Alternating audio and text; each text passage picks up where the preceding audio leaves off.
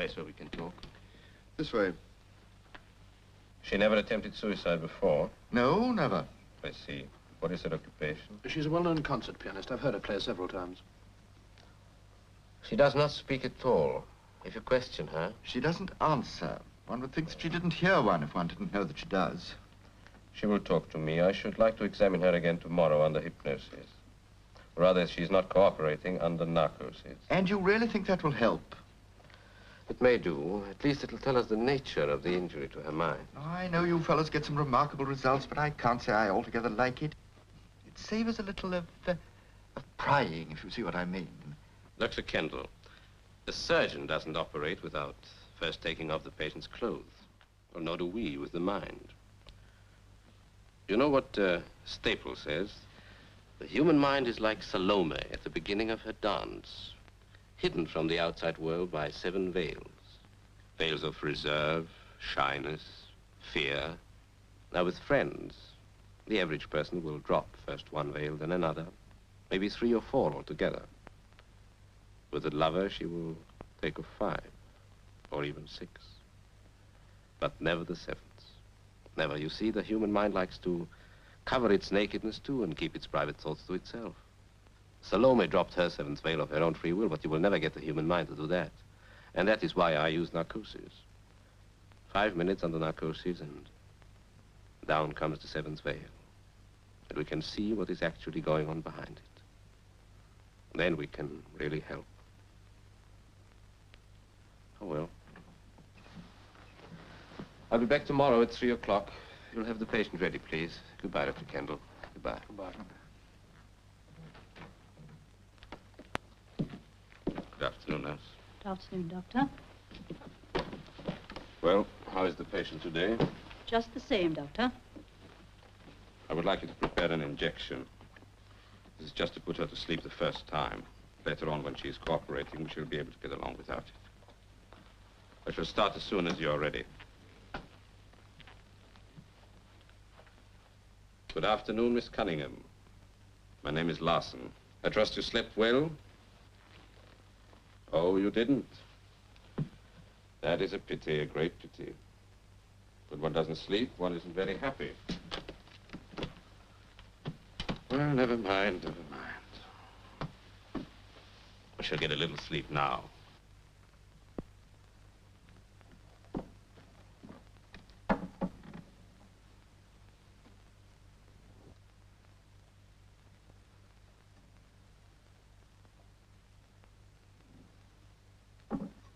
I want you to breathe deeply. Now we'll have a little sleep. You're very tired and you'd like to go to sleep. Relax now. That's right. Relax and close your eyes. Gently, very slowly. You're so tired, so terribly tired, so lazy, and you want to go to sleep. It's so nice to relax. It's so nice to go to sleep. That's right. Soon you will be asleep. Soon you will be asleep.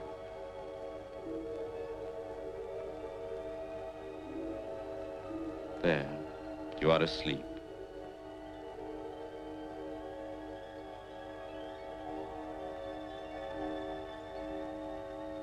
Nothing can hurt you now because you are asleep. You understand, don't you?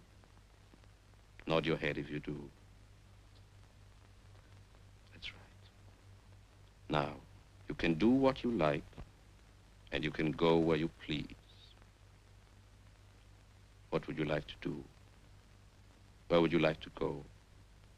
Would you like to go back to school? You were happy when you were a little girl, weren't you? Would you like to go back and be happy again? Back to school. School. Yes? School. Yes, tell me about it. School. Listen. You are 14 years of age now. How old are you? I'm 14. That is right. You are 14 and you are at school. School. Look how he's getting away, mind. Oh, look, he's escaping. Goody. Look out, you'll fall. Don't be sorry. Of course I won't.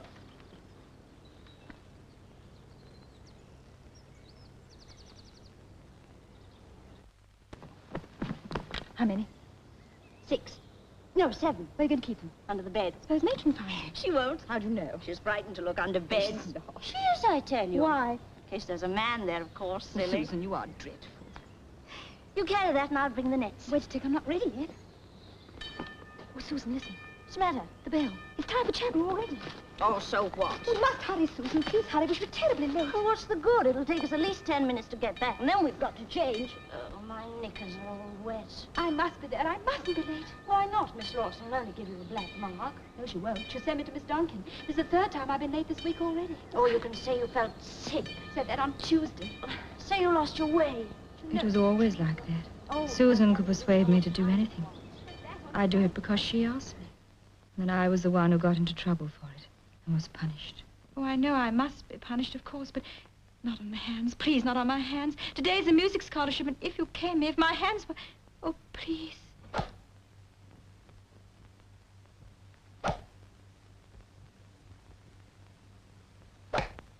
By the afternoon, my hands were swollen and blistered.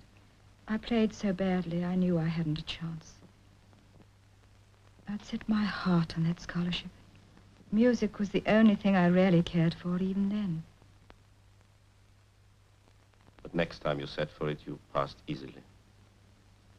I never sat for it again. During that year, my father died.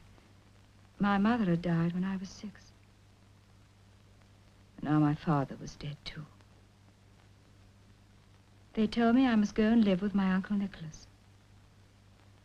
Uncle Nicholas wasn't really my uncle at all. I believe he was my father's second cousin, but he was rich, and he was the only relative I had in the world. All right, let's have a look at you. Francesca, isn't it? Yes, Uncle Nicholas. Don't call me uncle. I'm not your uncle. If you must call me anything, call me Nicholas. Yes, Nicholas. Turn round. Right round. Take your hat off.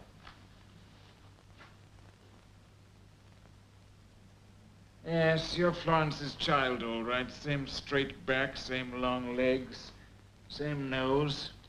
I suppose you've got the same sanctimonious disposition. Well, are you sanctimonious? I don't know what the word means. Let's hope you never will. Come here. Now listen to me. Listen carefully. This is a bachelor establishment. Do you know what that word means? Yes, it means that you're not married. It means that I don't like women about the place. When I came to live in this house, I promised myself that no woman should ever enter it. So far, none ever has. You're the first. I see. What do you see? I'm to do my best not to intrude on your privacy more than I can possibly help. Ring the bell. Please. Yes, Uncle. Yes, Nicholas.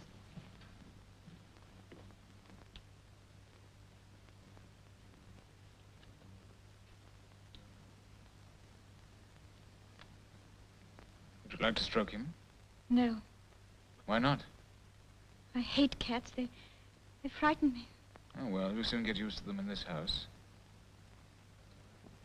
Parker, this is Miss Cunningham. How do you do, miss? How'd you... Well, take her away. You know where to put her. Yes, sir. This way, miss.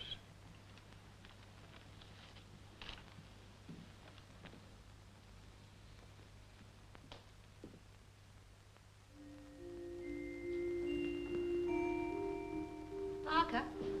Who's that? Mr. Nicholas's mother, miss. Oh.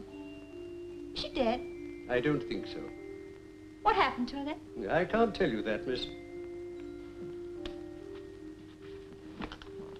I shall have to ask Mr. Nicholas. I don't think I should do that if I were you, miss. He doesn't like the subject to be discussed. Her name is never mentioned in this house.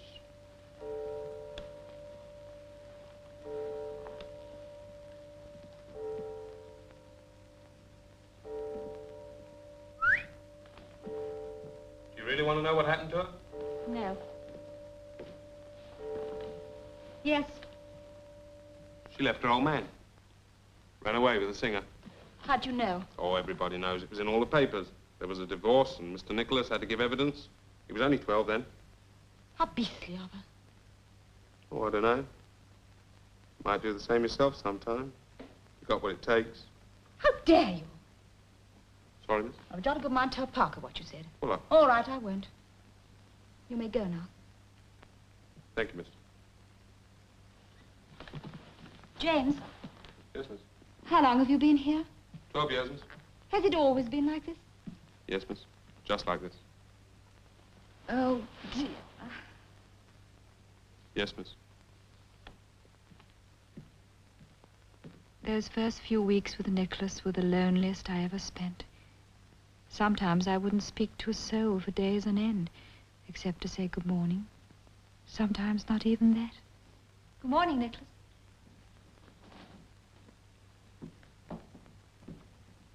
Morning, James. Good morning, sir. All of the servants were men. They were very polite, but I always felt they resented my being there. Nicholas made me feel like that too, but he had a different way of showing it. He would limp about the house, leaning on his cane, and look right through me as though I wasn't there. On the rare occasions when he did send for me, I was so nervous I could hardly speak. Mr. Nicholas has been asking for you, miss. Oh, where is he? In the drawing room, miss.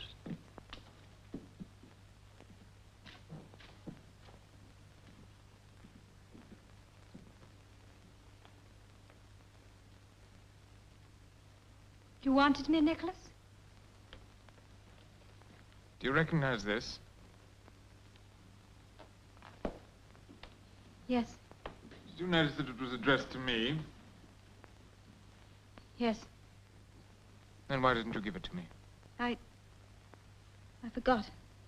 Did you really forget? No. I see. Did you know what was in it? Yes. It was a letter from Miss Donkin. What about? About me. Do you know what she says? No. Then let me tell you. She says, let me see. Your intelligence is rather above the average. Do you agree? I don't know. She also says that you can sew. Is that correct? I suppose so. Francesca is extremely well behaved and has a charming, friendly disposition when she has overcome the initial shyness which sometimes prevents her making friends easily. Are you shy? Yes. Of me? Little. There's no need to be. I won't eat you. I know, but But what? Nothing. What else does the encyclopedic Miss Donkin say of her fledgling? She has studied French, German, elementary mathematics, history, and so on and so on. Ah. Francesca has an extraordinary talent for music. She plays the piano extremely well and has an appreciation of music far in advance of her years.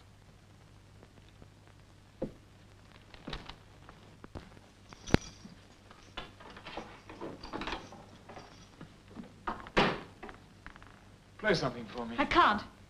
Why not? Please don't ask me. I can't. Come here. Sit down and play something. I can't. I won't.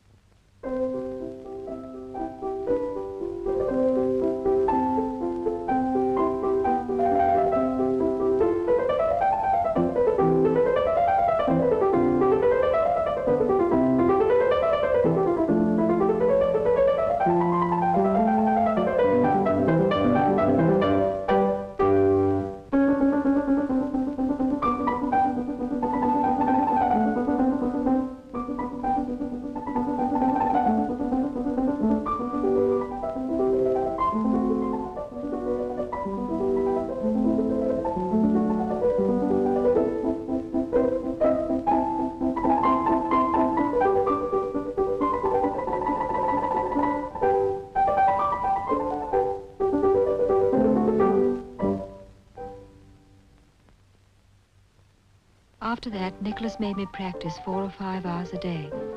He was always beside me now, listening to everything I did. It was terribly hard work, but Nicholas saw to it that I didn't shirk 1 minute of it. He was a slave driver, but he was a wonderful teacher, too.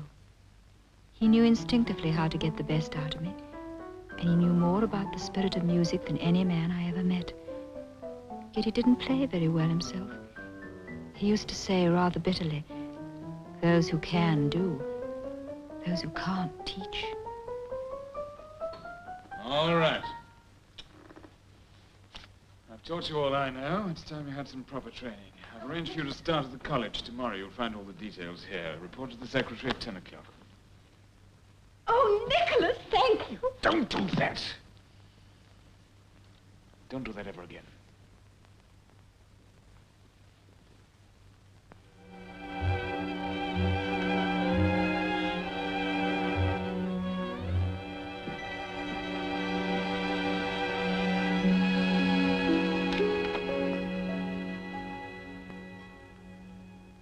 Next morning, when I got up, Nicholas had gone away. He didn't come back for nearly 3 months. But meanwhile, I'd started at the college, and I was far too busy finding out how little I knew to worry about Nicholas.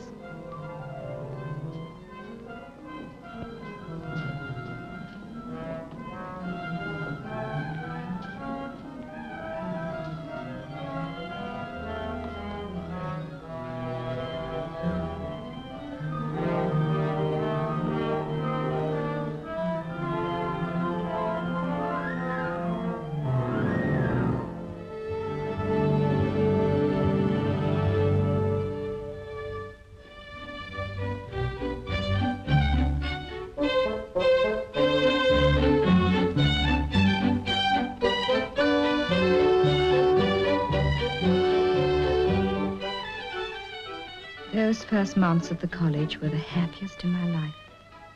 Though I don't suppose I spoke to a soul the whole time, except to say good morning or ask one of the teachers a question.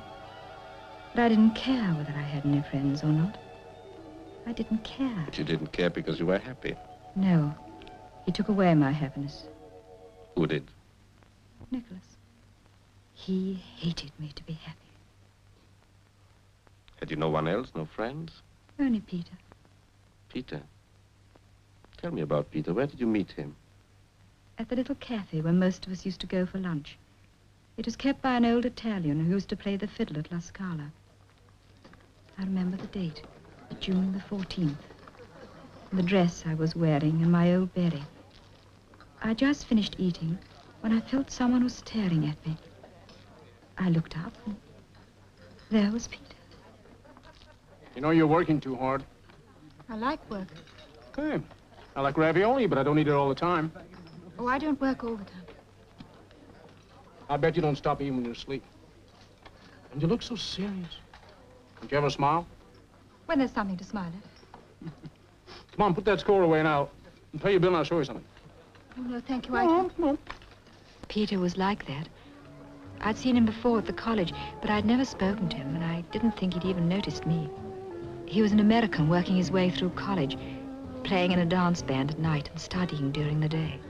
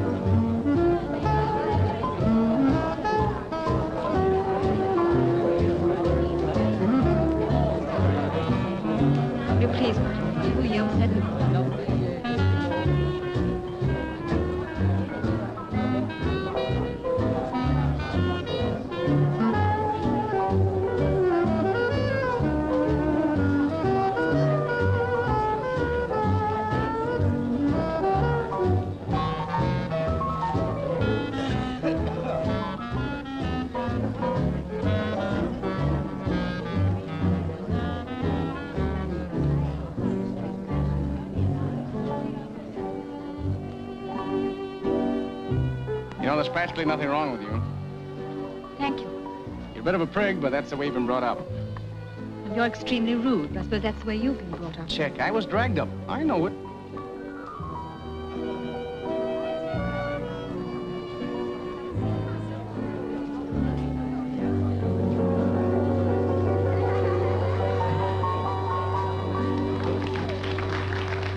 I must go.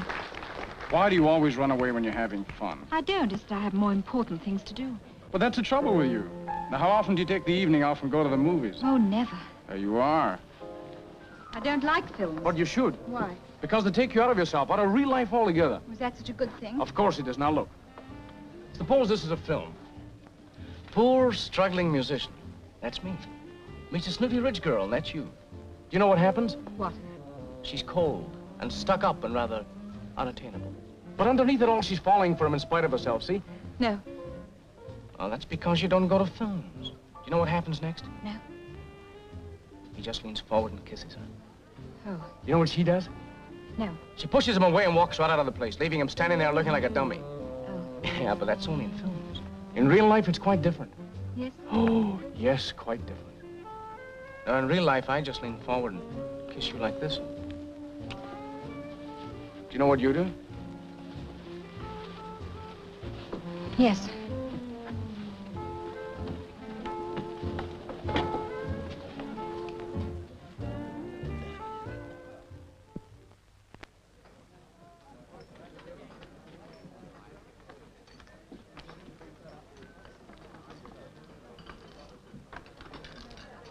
You know, this happens in films, too. Will you please go away? After the snooty rich girl walks out on the poor, struggling musician, you know, when he kisses her, they're both awfully unhappy. And after a day or two, they both take to haunting the spot where they first met. Why?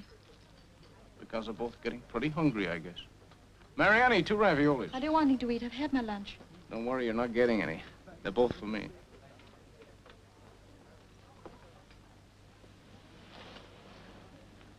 Don't you realize I've been so miserable I haven't eaten for a week?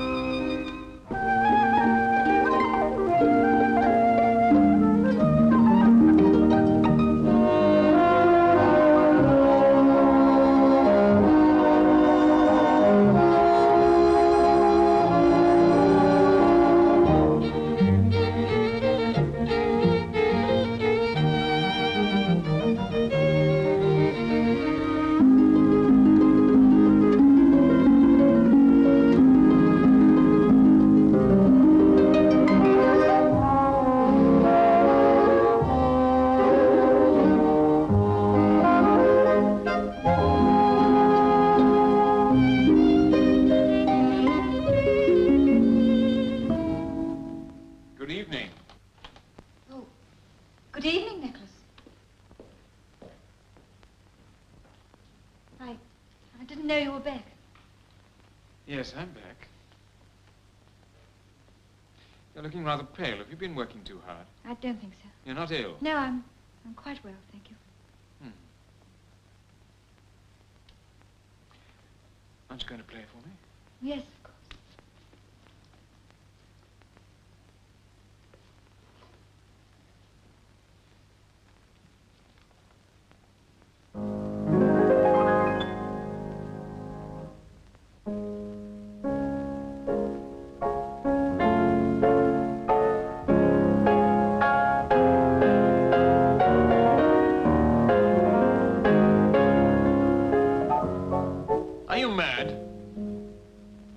You asked me to play. I asked you to play. If you can't think of anything better, play a chromatic scale or a 5-finger exercise. But spare me your suburban shop girl trash.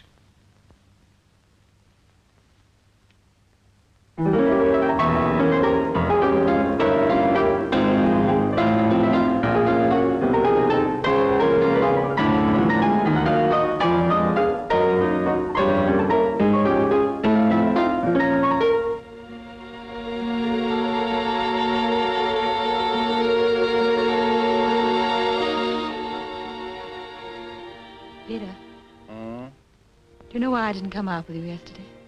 Uncle Nicholas. No. I went to the pictures. You did? Mm-hmm. Who with? By myself. Oh. It was a most interesting film. It was about a girl who knew a boy loved her, but hadn't the courage to ask her to marry him. So she thought about it and decided that if he didn't ask her, she'd have to ask him. So, are you listening? Mm-hmm. Oh. Well, this girl, in the film, I mean, she decided that she'd have to ask him herself. And did she? No. At the last minute, her courage failed her. Peter, do you remember saying that films were the reverse of real life? Uh-huh. Well, they are. I mean, my courage hasn't failed me. Peter, I want you to marry me.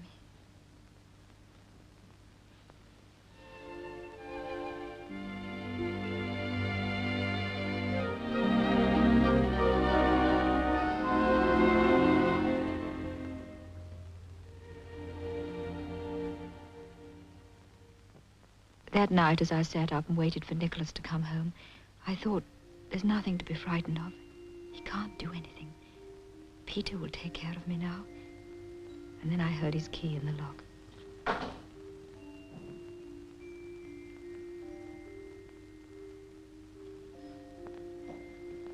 Nicholas. Good evening, Francesca. Nicholas, It's rather late for you to be up. Yes, I suppose it is. But Nicholas, I must talk to you. Won't you wait till the morning? No, it's important. Very well.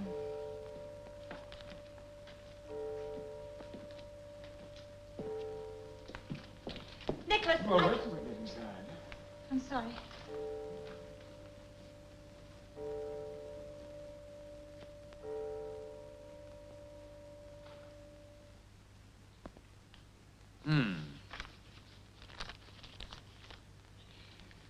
Well, now, what was it you wanted to say to me? I don't know how to start. Why not start at the beginning? That's the usual way, isn't it? Well, there's nothing usual about this, so I'll start at the end. Nicholas, I'm engaged. Oh.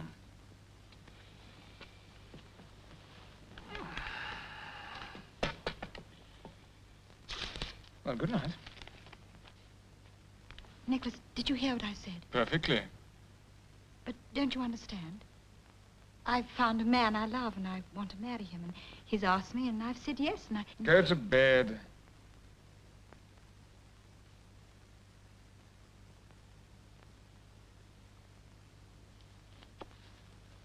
And, Francesca, before you go to sleep, pack a bag. We're leaving for Paris in the morning. Paris? You mean you're taking me to Paris? Yes?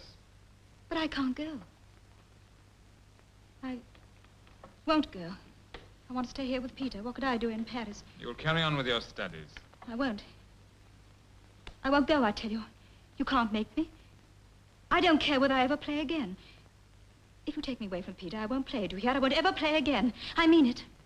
Why can't you be kind to me? Why do you always treat me as though I were a child? Because you are. I'm not. I'm grown up. I'm a woman, and I have a right to live my own life. I know what I want, and you're just trying to take it away from me. The only thing I've ever really cared for. How old are I you? won't go, I tell you. I won't. I won't. I won't. I said, how old are you? 17. Exactly. Until you're 21, you're in my care. I'm your guardian, your legal guardian. Do you understand what that means? No. It means that you can't marry without my consent. You can't even leave this house without my permission. If you do, I can have you brought back by the police if necessary. It's my duty to see that you behave properly and don't make a fool of yourself. Is that clear? Yes. Then go to bed.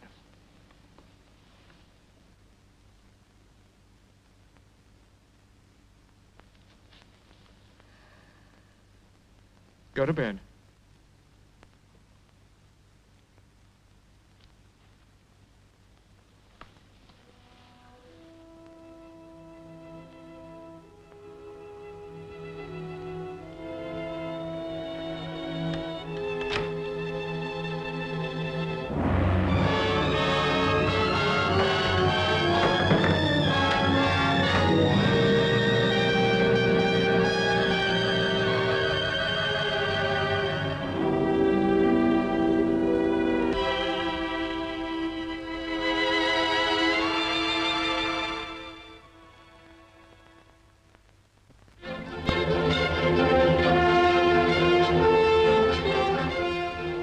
that moment, Nicholas never let me out of his sight. It was 7 years before I saw Peter again. 7 years of music. Paris, Vienna, Rome.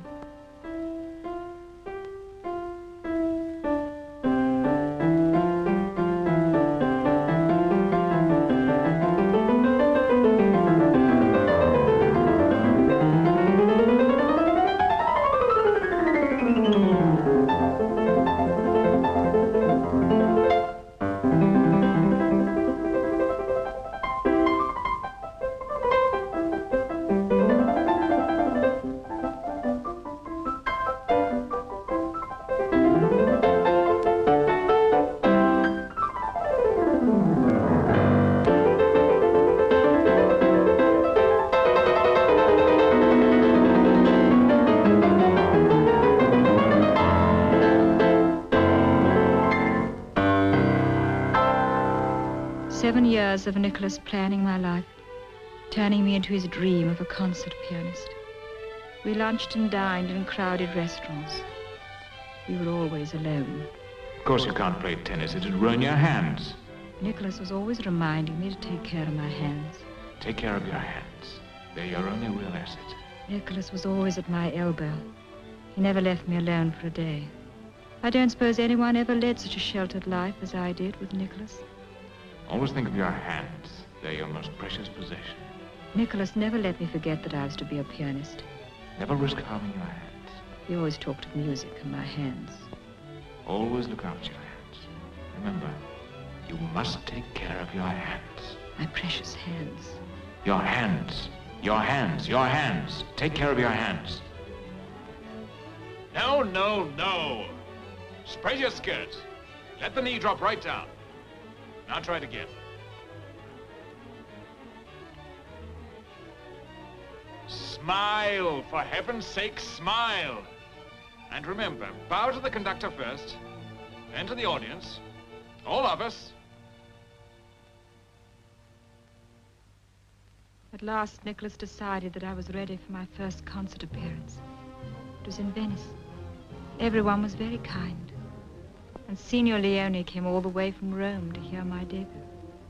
Oh, they're lovely. Thank you.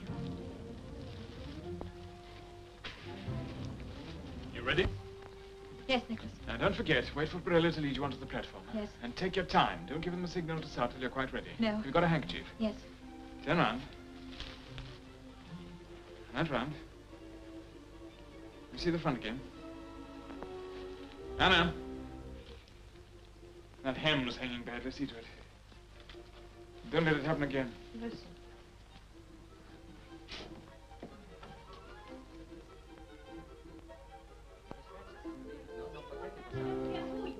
I happen to be a very old friend of Miss Cunningham's. Francesca, Susan, darling.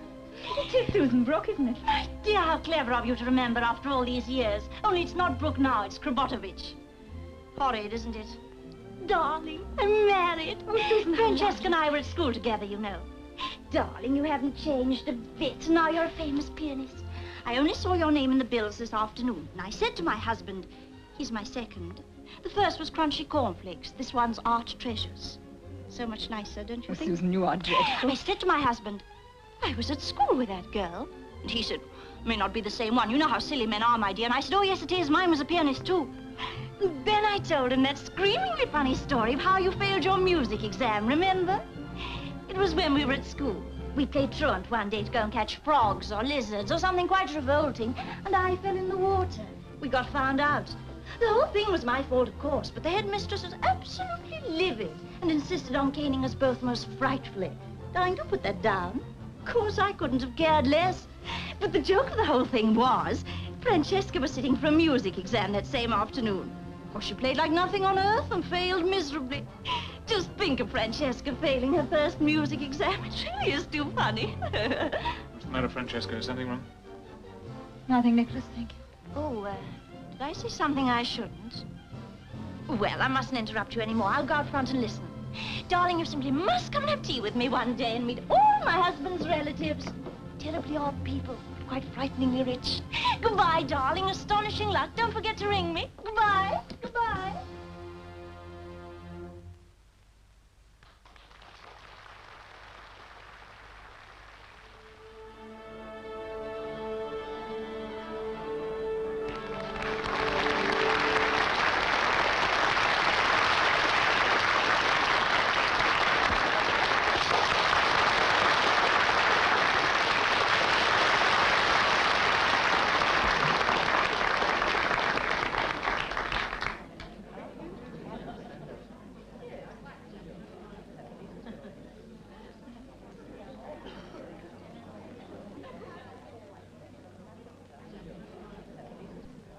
man, I'm sure we're in the front row.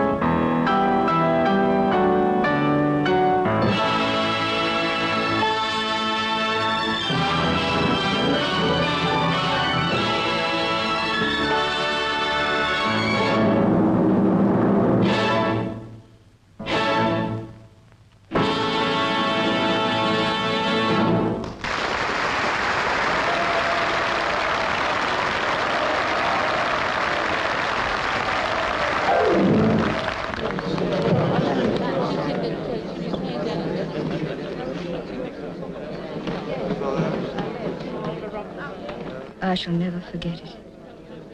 Never. That awful fear for my hands. I could almost feel my fingers swelling as I played. I know it's nonsense, but I really did feel it. Yes. I'm sure you did. You never saw Peter all this time? No. I managed to write to him from Paris, but the letters came back marked gone away.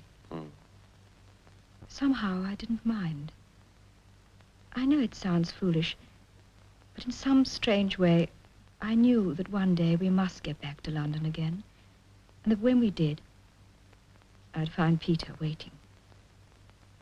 I knew exactly how it would happen, and sure enough it did. I was in my dressing room. It was in the Opera House, Copenhagen, and I was going to play the Schumann, when the door opened and Nicholas came in. He always came in without knocking. That's how sure of me he was. Cable from London.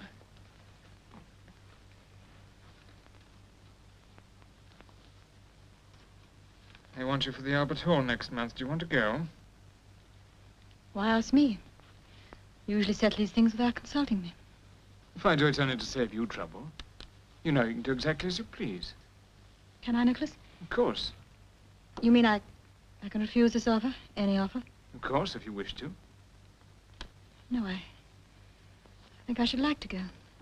I'll wire them now. That night when Nicholas came to collect me after the concert, he knocked at my door. Come in. It was the first time I ever remember him doing so. You ready? Almost. Would you like to dine at the Viking? If you like. We can go to the Rotunda if you'd rather. No, the Viking will do. Francesca, there's something I'd like to say to you. Yes, Nicholas? You said tonight that I never consulted you over anything. Oh, it doesn't matter. But it does. If I haven't done so, it's because I wanted your life to be as smooth and easy as possible. To save you worry. To enable you to concentrate on your music. No, but No, let me finish. I've devoted years to converting a very ordinary little girl in pigtails into a first-class artist. I've given up everything to be with you and to help your career. And yet I've made no demands on you at all. No demands of any sort. You understand? Yes, Nicholas. You're completely free to do as you please, to come and go as you choose. Yes, Nicholas.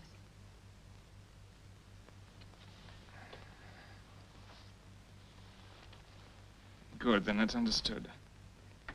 Now, I've invited the Baron von Ullmann and the Princess to dine. They're waiting for us at the Viking. And tomorrow, after luncheon, there'll be a little reception at the Burgomaster's. I've told them that you'll be tired. We'll only play once, no encores. And then on Thursday, we're late. Are you ready? Oh, just a minute. On Thursday, I've arranged for you to play for the patients of the National Hospital. Ready? Yes, Nicholas. Now smile. There are 100 people at the stage door.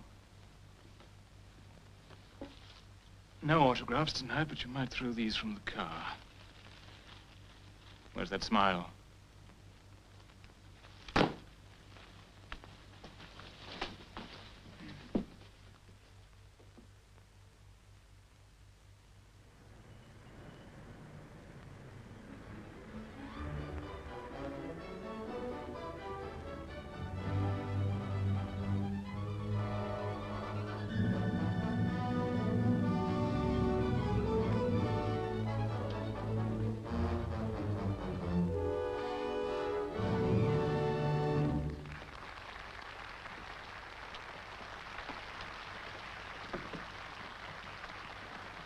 Nervous?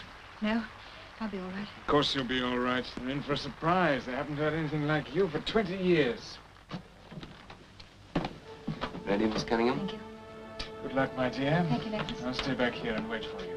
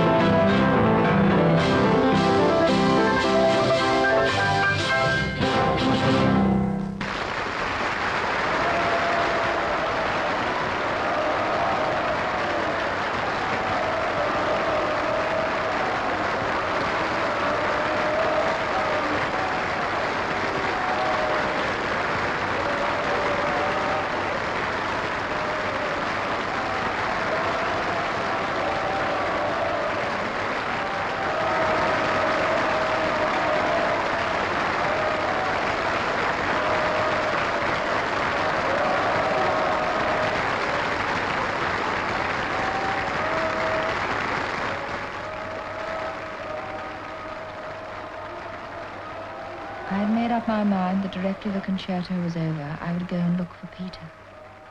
I suppose I must have realized that he probably wouldn't be at the club anymore. But what I hadn't bargained for was that the name of the club should have changed, and the hat check girl, and the band.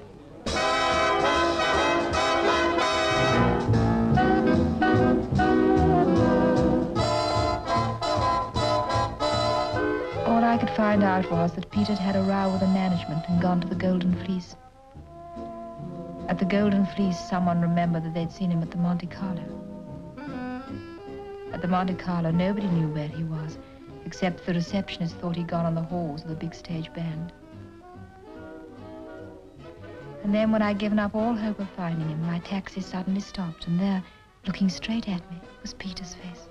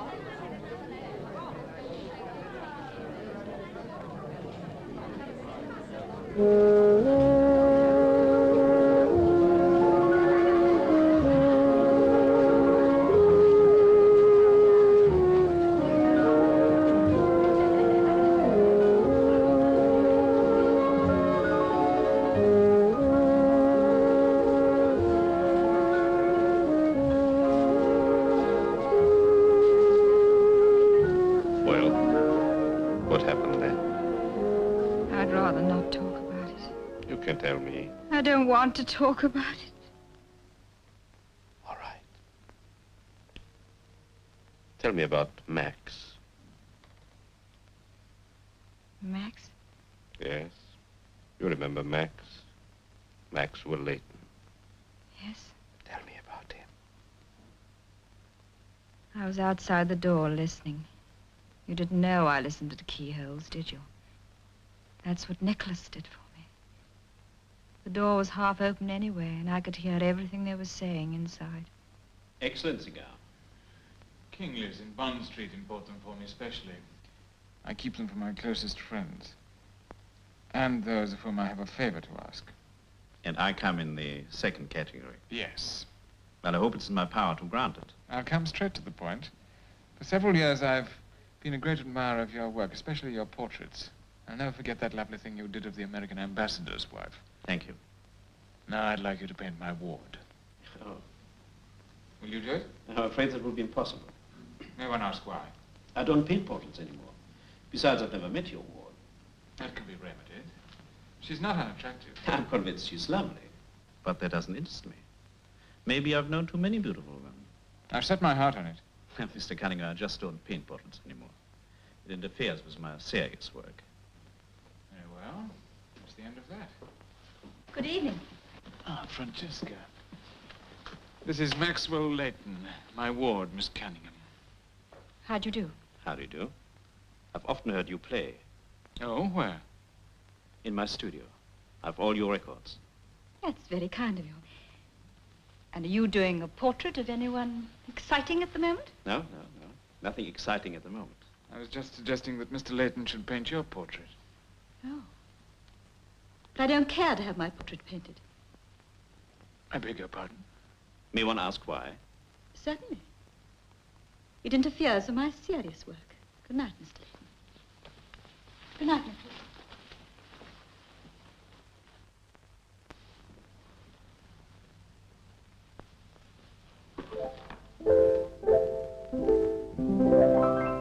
I hope my being here doesn't interfere with your playing. Not at all. When I'm working, I lose all contact with the outside world. I sometimes go on long past mealtime. Do you? Hmm. Well, if you do that today, I'll just slip away. If you don't mind. No. I'm merely being considerate. Considerate? To my stomach. Oh. Can you really work as well while I'm playing? No.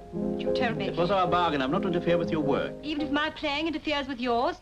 That's what we agreed on.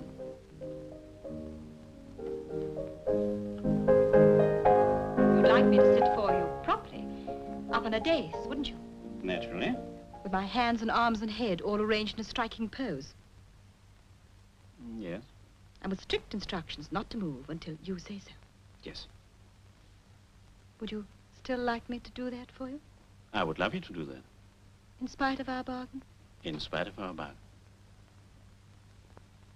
Well, I'm not going to.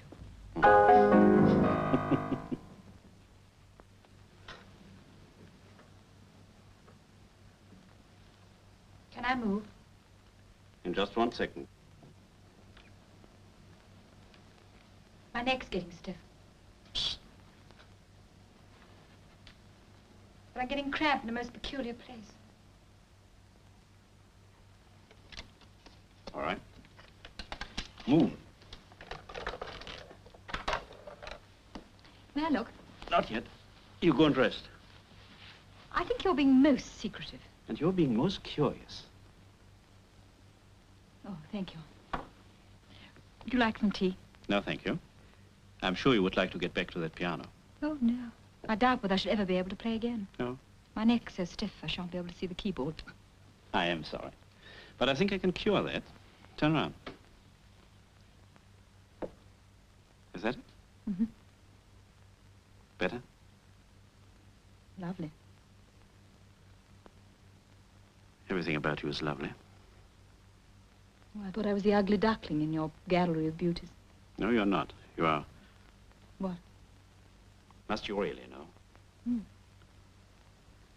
You are the most beautiful woman I've ever painted. Not because you're beautiful, but because I'm in love with you. Hopelessly in love with you.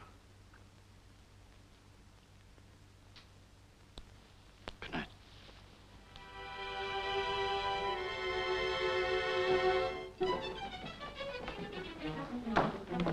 Oh, Leighton, I'd like a word with you before you go.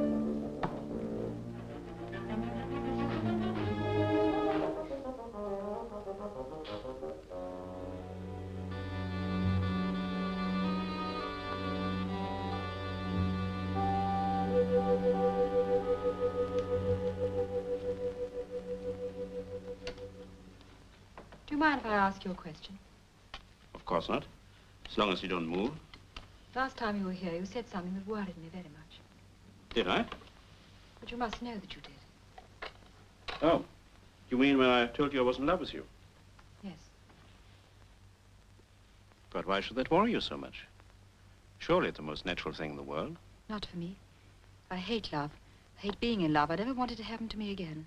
If you deny yourself love, you might as well be dead. But I'd rather be dead than go through what I've been through all over again. I was happy in the life I built up for myself. I put a fine high wall of music around me and nothing could touch me. I was safe and secure. And then you had to come along and knock it all down, and I hate you for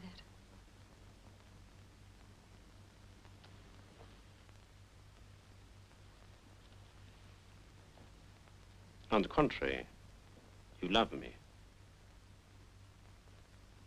Maybe I do.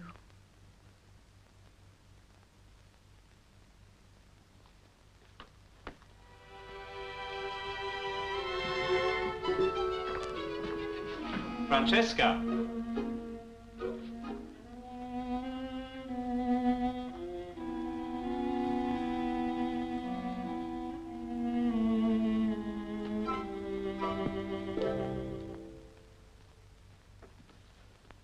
Well, would you like to look at it?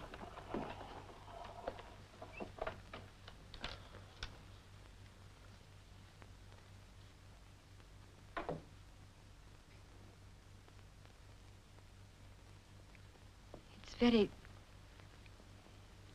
very good. I hate to think of Nicholas having it. Why? Because he looks right through me, and I'd hate to think of Nicholas being able to do that. You're frightened of Nicholas, aren't you? Yes. Why? He has some extraordinary power over me. You'll think it's absurd, but he knows what I'm thinking. He knows what I'm going to do, almost before I know myself. He's quite determined I shan't do anything that interferes with his plans. But then why do you stay with him? I don't know. I don't think I can help myself. No, let's talk about it. All right. I'll get you a drink. Yes, please. What are you going to do now you've finished it? Take a holiday, I suppose. Have I been such hard work? No, no. Yes, perhaps you have. Where will you go? I don't know yet. Italy, perhaps. I've got an old tumble-down villa there on a hill above the sea. Very quiet. So restful. Sounds lovely. Will you paint? Not unless you come with me. Francesca, must we keep on pretending? I'm in love with you and you love me. We could be very happy. We are both tired and miserable. And we are both losing something we really want only because you are frightened. Can't you forget it and come away with me? To Italy? Mm-hmm. I'd be a very poor companion. I don't believe it, but I'll risk it. I'd like to, Max. Very much.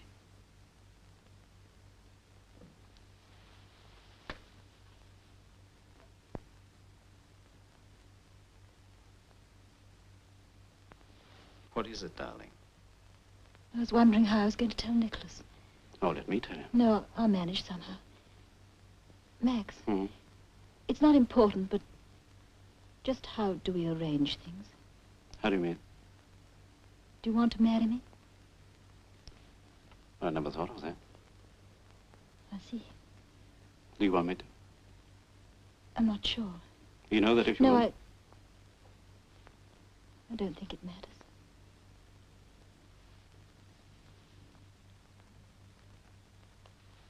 I see. And when are you thinking of getting married? I don't know. Probably never. You said you were going to Italy. So I am.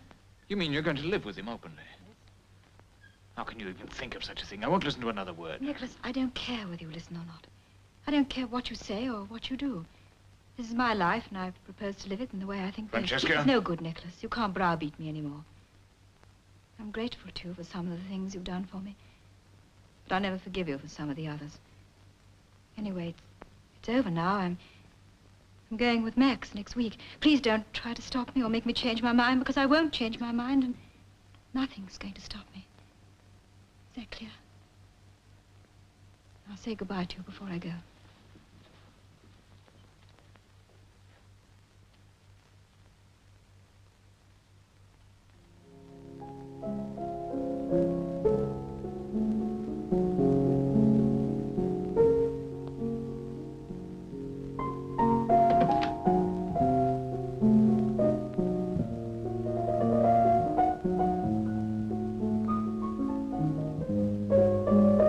What do you want? Francesca, I haven't deserved this of you. I've always treated you as though you were my own daughter. All the love and sympathy I've had, I've given to you. My life hasn't been a happy one. I've never told you about it, and I'm not going to tell you now. But you are the one beautiful thing that's been in my life. I can't live without you. You must know that. I can't give you up. I won't give you up. You're a great artist. Great artists don't just happen. They have to be made. And I've made you. I've spent 10 years training you, molding you. You've been my life's work. Now you want to throw it all away on a man who doesn't even want to marry you. Francesca, listen to me. You can't stand up against me. You haven't got the strength. You'll do as I say. I demand that you give up this man. I demand that you send him away. Listen, we'll go to America. They've been asking for you in New York for months. And now we can go. We'll go. You and I together, just as we've always done. Francesca. This happened before once, you remember? Came away with me then. You weren't sorry, were you? Didn't really love that boy, and you don't love Leighton. And I'll tell you why. You belong to me. We must always be together. You know that, don't you? Promise you'll stay with me always. Promise. Very well, if that's the way you want it, very well. If you won't play for me, you shan't play for anyone else ever again.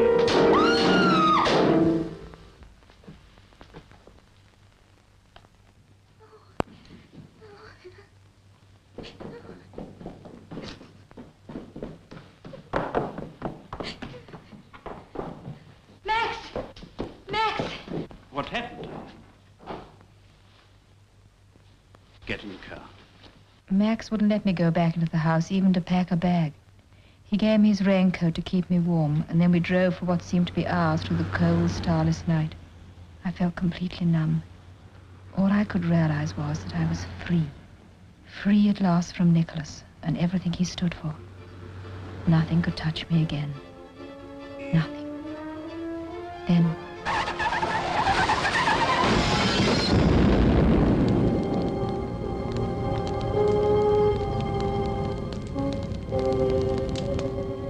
I woke up in bed at the nursing home. For a moment, I couldn't think what had happened. And then it all came crowding in on me. I looked down at my hands. They were bandaged and I couldn't move them. I knew then that I should never play again. Thank you, nurse. Hello, Francesca. Oh, that's nothing.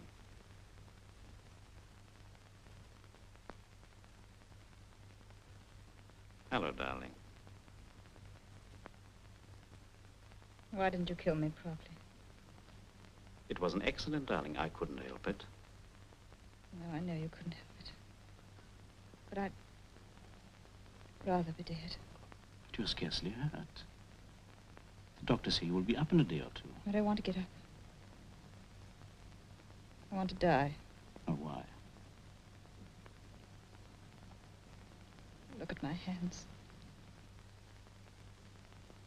They're only very slightly burnt. No bones broken. Nothing that won't heal up in a week or two. I don't believe you. But it is so.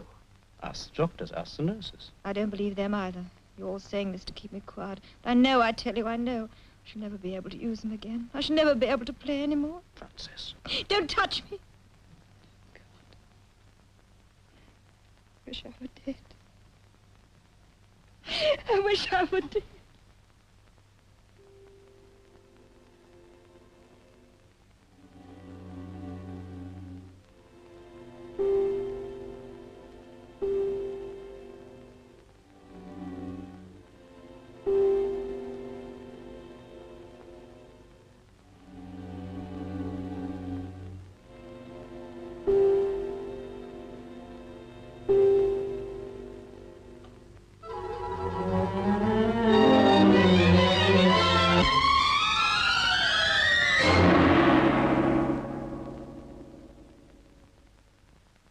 Thank you, nurse.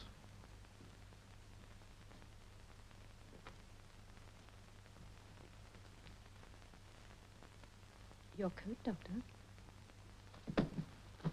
We'll be back tomorrow at 5 o'clock. Yes, Doctor. Shall I have another injection ready? No, that won't be necessary. Miss Cunningham and I are friends now.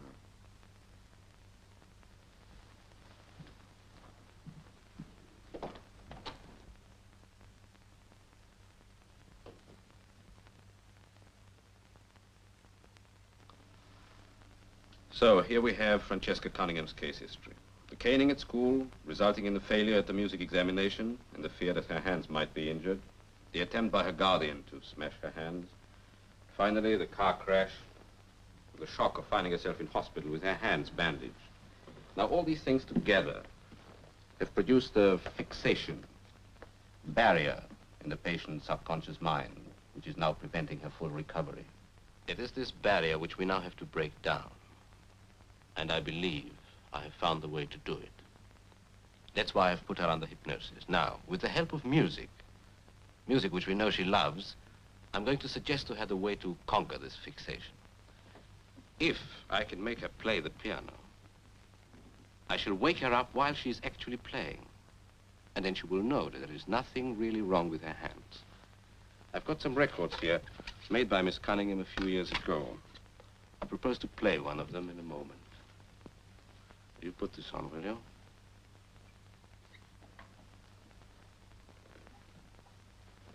Now, Miss Cunningham, I want you to listen to me carefully and do exactly as I tell you. You understand, don't you? Right. Now, give me your hand and get up. Right. I want you to come with me.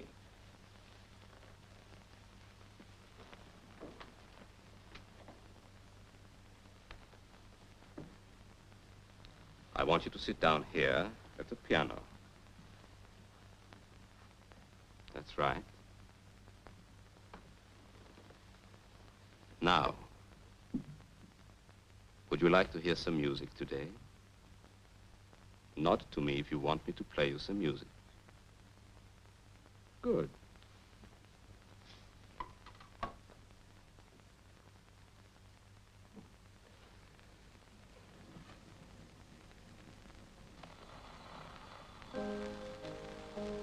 There. There is your music, just as I promised you. Isn't it beautiful? Don't you want to play it yourself? Play? Yes. Don't you want to play? I can't. Yes. I can't. Yes, you can. You can if you want to. And you do want to, don't you? Not to me if you want to.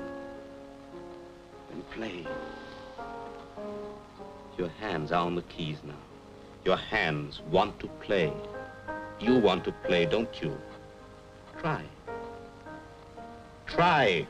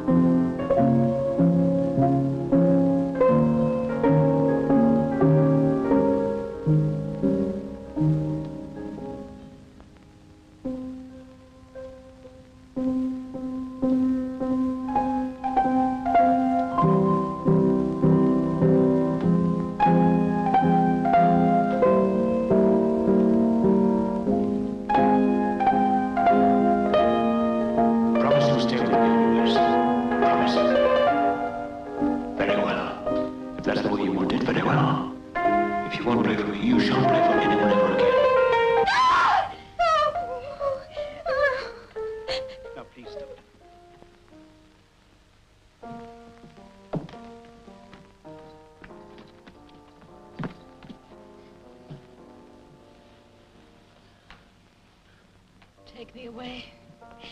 Take me away.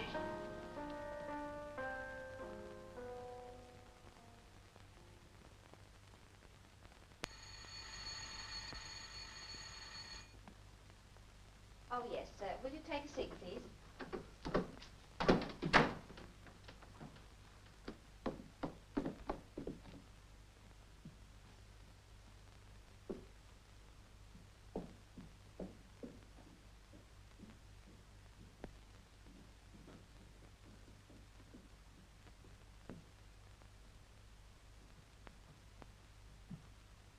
I would like to speak to you for a moment, please.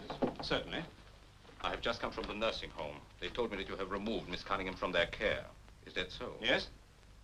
Mr. Layton, I feel it my duty to go on treating her. I'm sorry, Doctor. After what has happened, surely even you will agree that she has suffered enough. She will go on suffering until she is cured. All she needs is rest. Yes, that's for her body, not her mind. Her mind will restore itself if she's left alone. No, her mind needs treatment. Treatment? Your treatment is likely to unhinge her mind altogether. Mr. Layton, are you aware of the responsibility if you prevent me from finishing my treatment? It is Miss Cunningham who will have to pay for it with more suffering. And one day you will have to come back to me. Only then it might be too late. I'm sure I can get results if we carry on right away. I'm sorry, Doctor. Very well. How is she today? Fine, thank you.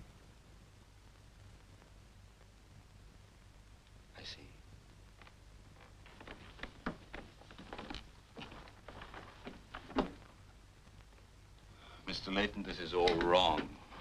This is all wrong. I do not want to fail with this particular case. Would you mind if I went to Miss Cunningham's guardian and asked his permission to treat her? Not at all. Only he won't be her guardian much longer. No, why is that? We are to be married next week. Oh, I see. Excuse me, but have you got her consent? I propose to ask her.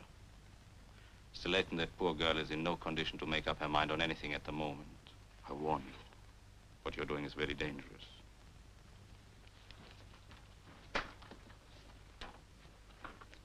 I'm prepared to take the risk, Doctor. Very well. Good day. Good day.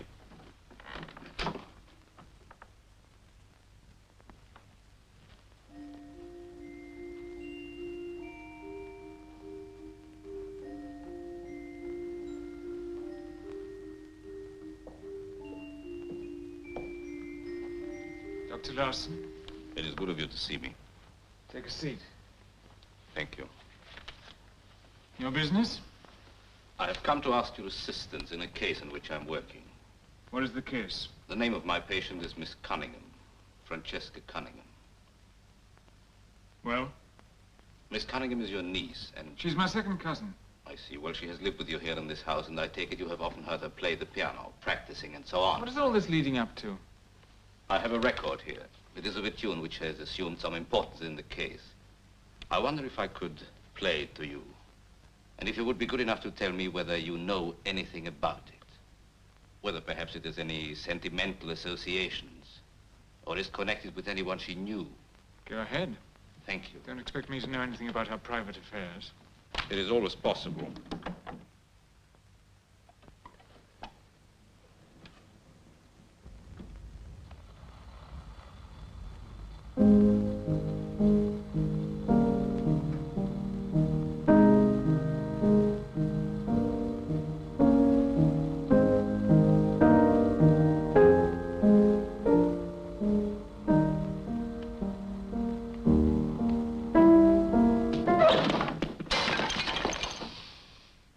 Get out. You dropped your cane, Mr. Cunningham.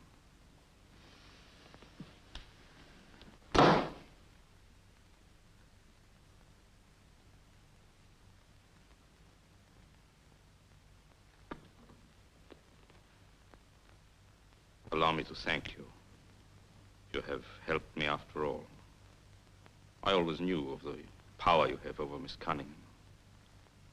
But now I know why.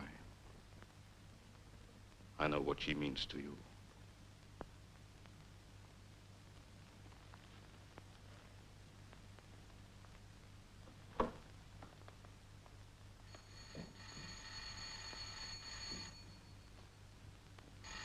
All right.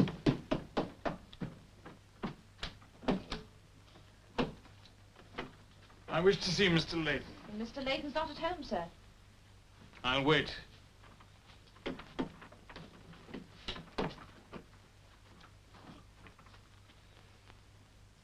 It's quite safe. I shan't steal the pictures.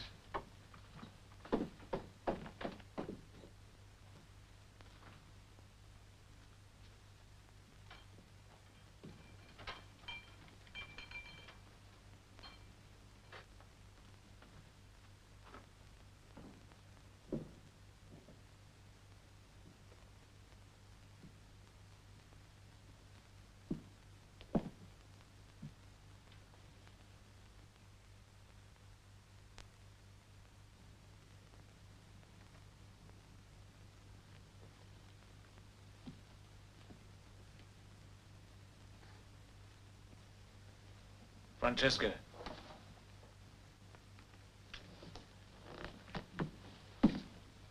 So you're still angry with me? I'm not to be forgiven, eh? It's of no consequence. I'm not stupid enough to expect forgiveness of anyone except myself. And I'd never forgive myself if I allowed you to go on like this.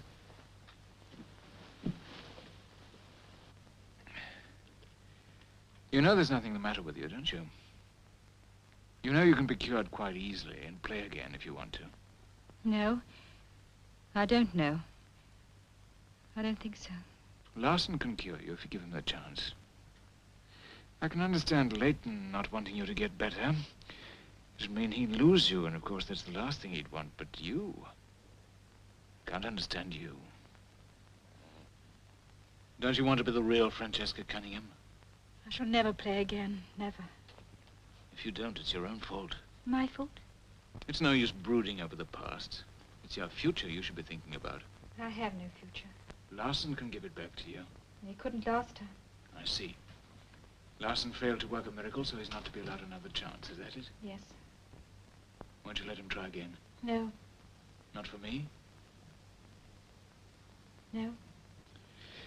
You're the most obstinate woman I've ever known. Do you remember the first time I asked you to play for me? You were as stubborn as a mule. I was frightened. Frightened? Am I such a frightening person? Yes. You're not frightened now. You're smiling. It's funny. What's funny? It's so different when you're kind. When you're like this, I'd do anything for you. Then you'll play again, won't you? All you've got to do is to make up your mind. Larson will do the rest. I can't, Nicholas. I've tried. Look at me. Look at me.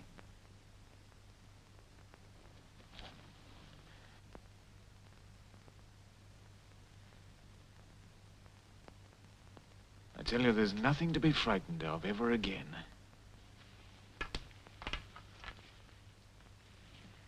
Nothing to be frightened of ever again.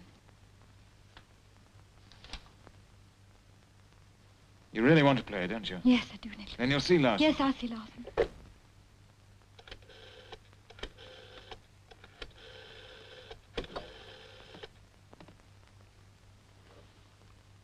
The clinic? May I speak to Dr. Larson, please?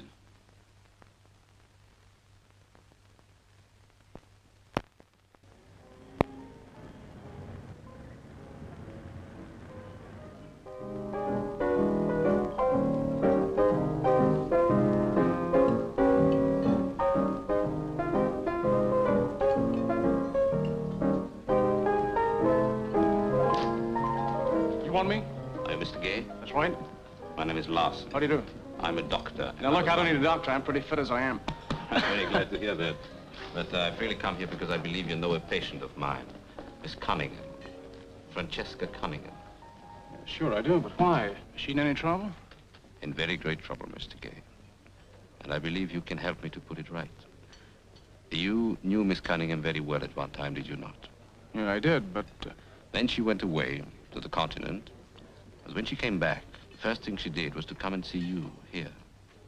Yeah? Mr. Gay, I want you to tell me what happened that night. Nothing at all. Something must have happened. Oh, I told her I was married, if that's what you mean. How did she take it? She just walked out on me. She's like that, you know. Has Miss Cunningham ever met your wife? Not that I know of. We were divorced 2 years ago. I'm sorry. That's all right. There is one more thing. There was a tune you used to dance to. A waltz. Yes, I had. You haven't got a gramophone record of it by any chance? No, I'm afraid I haven't. Could you get one? Yeah, I'm sure I could. Good. It's old, of course, and pretty corny, but it's still sweet if you like them that way. Yes, Mr. Gay, I want you to get that record for me, or rather for Miss Cunningham, and bring it to this address. Do you mind? No, not at all. Tomorrow at 7. Okay.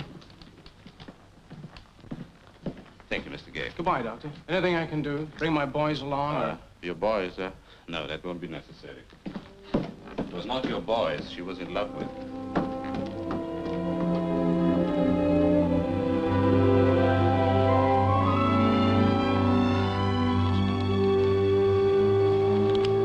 This way, sir.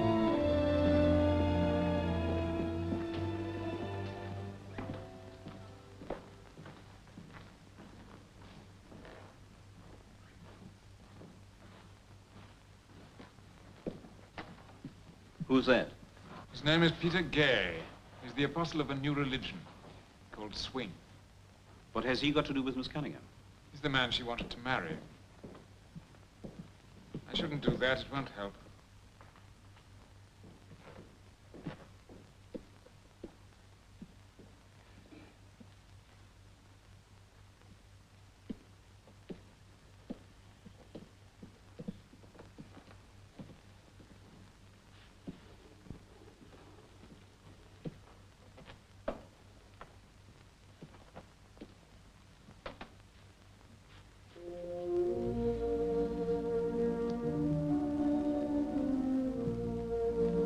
What is that music? Call it that if you like. It's a tune they used to dance to. And why should he be playing it now? Weren't you at the last little experiment he made? Yes? Then you ought to be able to imagine what's going on. Whiskey? Yes, please. Parker. Whiskey for Mr. Layton, please.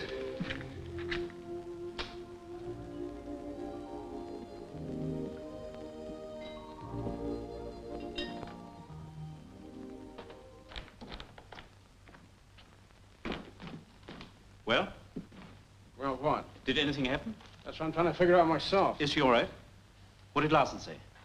Well, I guess it all adds up to something, but he's way ahead of me. What's the good of turning the clock back anyway? Never did anyone any good. I wouldn't be too sure of that. Have a drink. Thanks.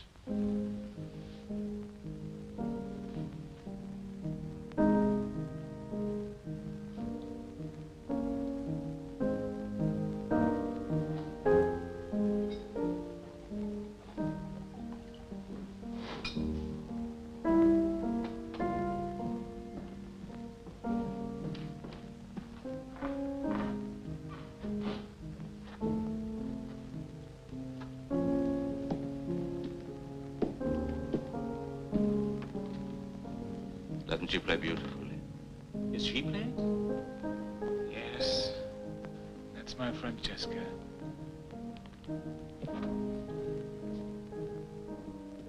Can I go out now? Would be a pity to interrupt her. Doesn't she want me with her? Perhaps. What do you mean, perhaps? Forgive me, gentlemen. I'm afraid I should have explained to you at once, but the music has put it out of my head. Yes, now I think I can promise you a complete cure.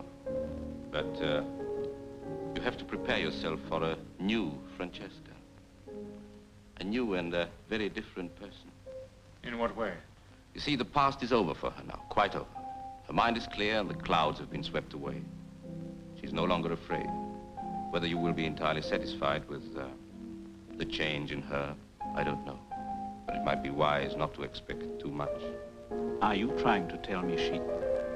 I'm trying to tell you she will want to be with the one she loves, or the one she's been happiest with, or the one she cannot do without, or the one she trusts.